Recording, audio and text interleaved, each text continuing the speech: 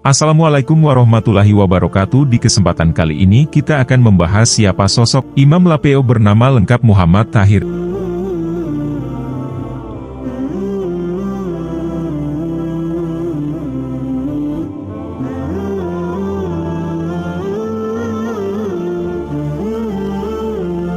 Imam Lapeo merupakan tokoh sufi yang dikenal akan kecerdasannya, keberaniannya dan sifatnya yang mengedepankan nilai-nilai kemanusiaan.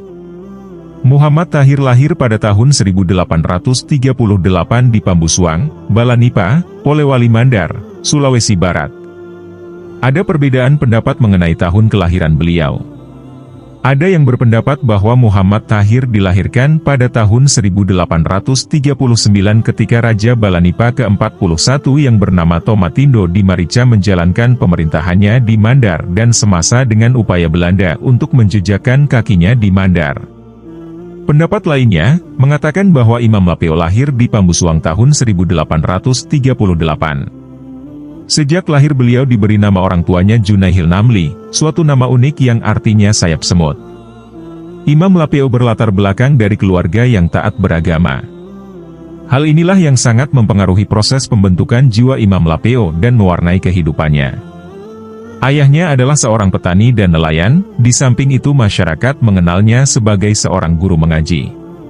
Kemampuan mengaji Muhammad bin Haji Abdul Karim Abbatalahi diwarisi dari ayahnya yang tidak lain adalah kakek Imam Lapeo sendiri yang dikenal dengan nama Haji Abdul Karim Abtalahi yang populer di masyarakat dengan nama Nugo. Kakeknya adalah penghafal Al-Quran di Pambusuang. Melihat latar belakang keluarga Imam Lapeo yang ayah merupakan guru mengaji dan ibunya merupakan keturunan Haddad, menunjukkan bahwa beliau merupakan keturunan yang cukup dikenal dan dihormati dalam masyarakat.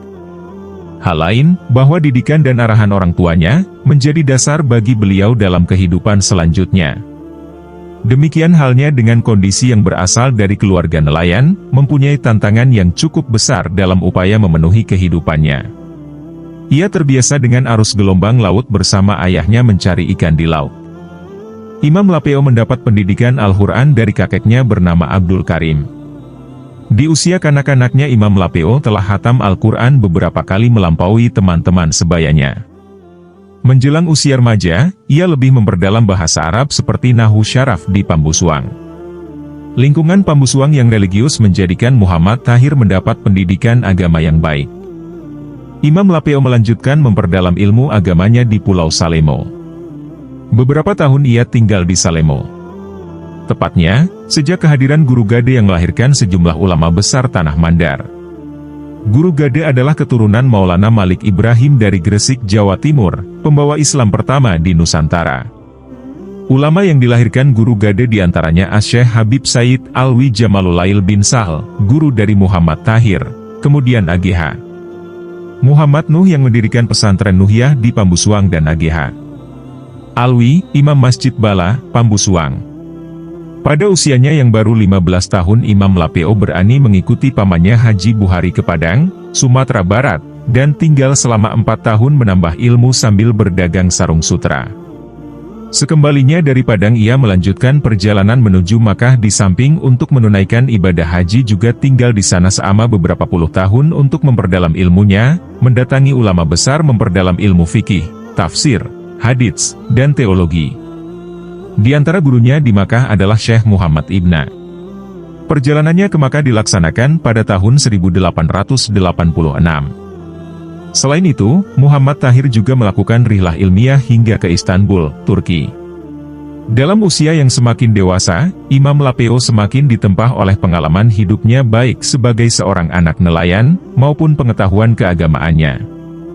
Modal pengalaman itulah, sehingga pada usianya yang ke-27 tahun beliau dinikahkan oleh gurunya yang bernama Said Alwi Jamaluddin bin Sahil. Ia adalah seorang ulama besar dari Yaman. Imam Lapeo dinikahkan dengan Hagiah yang kemudian berganti nama menjadi Rugayah. Dalam kehidupannya, Imam Lapeo melangsungkan perkawinan sebanyak 6 kali. Versi lain menyebutkannya 7 kali. Perkawinan ini didasarkan pada kesadarannya bahwa hal tersebut merupakan salah satu strategi dakwah yang paling efektif dalam pembaharuan Islam. Perlu digarisbawahi bahwa dari istri pertama sampai keempat merupakan keluarga atau keturunan tokoh-tokoh masyarakat dari setiap daerah asalnya. Hal ini dimaksudkan sebagai upaya untuk lebih mengembangkan Islam di kalangan masyarakat, melalui orang-orang yang berpengaruh di daerahnya. Gerakan dakwah Imam Lapeo lebih menonjol pada aspek karamah dan kewaliannya, hal itu sangat kuat mengakar pada masyarakat Mandar. Saat dakwah ke daerah Mamuju, ia diangkat menjadi kadi kerajaan Tapalang. Hubungan Imam Lapeo dengan ulama-ulama di Jawa seperti Syekh Khalil Bangkalan dan Mbah Maksum Lasem terhubung oleh guru dan sahabat Imam Lapeo, yakni Habib Alwi bin Abdullah Al-Sal. Masjid Nur Al-Taubah di Lapeo adalah masjid yang dibangun oleh Imam Lapeo, oleh masyarakat Mandar disebut Masjid Lapeo. Masjid itu dikenal dengan menaranya menyerupai arsitektur Istanbul. Imam Lapeo adalah imam pertama di masjid di daerah Lapeo ini. Ada sekitar 17 masjid yang tersebar di pesisir Sulawesi Barat yang pembangunannya diprakarsai Imam Lapeo. Imam Lapeo menebar keagungan Islam dengan jalan dakwah melalui lembaga-lembaga pendidikan. Proses pengentasan kebodohan masyarakat Mandar kala itu dilakukan dengan cara membuat pengajian-pengajian kecil. Tapi dari hari ke hari muridnya semakin bertambah, kemudian dengan dibantu oleh para muridnya, maka berdirilah sebuah lembaga pendidikan yang berlokasi di samping Masjid Nurut Taubah Lapeo. Peran Imam Lapeo tidak terlepas dengan karamah kesufian yang ada pada dirinya. Misalnya, tangannya kebal terhadap api. Diceritakan, selama belajar di hadapan Sayyid Alwi Al-Maliki, Imam Lapeo juga bertindak sebagai penuntun unta terhadap gurunya dalam berbagai perjalanan. Saat sang guru Sayyid Alwi Al-Maliki bersama muridnya Imam Lapeo melakukan perjalanan antara Makkah dan Madinah, karena keamanan di jalan kurang terjamin, mereka singgah istirahat dan berkemah di jalanan. Ketika itu, sang gurunya mengetahui Imam Lapeo menghisap rokok. Sang guru langsung mengambil rokok tersebut dari tangannya, dan rokok yang terbakar itu ditekankan ke telapak tangan muridnya. Dalam keadaan demikian, Imam Lapeo tidak merintih dan tidak merasakan kesakitan, malah hal itu dibiarkannya sampai semuanya selesai. Realitas keislaman masyarakat Mandar syarat dengan nuansa sufistik.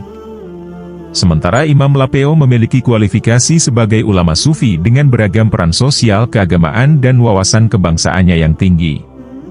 Hal ini terlihat dari pengakuan yang disampaikan masyarakat Mandar dan dari analisis kepustakaan setempat. Peranan dan pengaruh Imam Lapeo terhadap masyarakat Mandar tidak terlepas dari pengetahuan dan pengalamannya dari proses pengembaraan intelektual di tingkat domestik dan mancanegara yaitu Singapura, Turki dan Arab Saudi.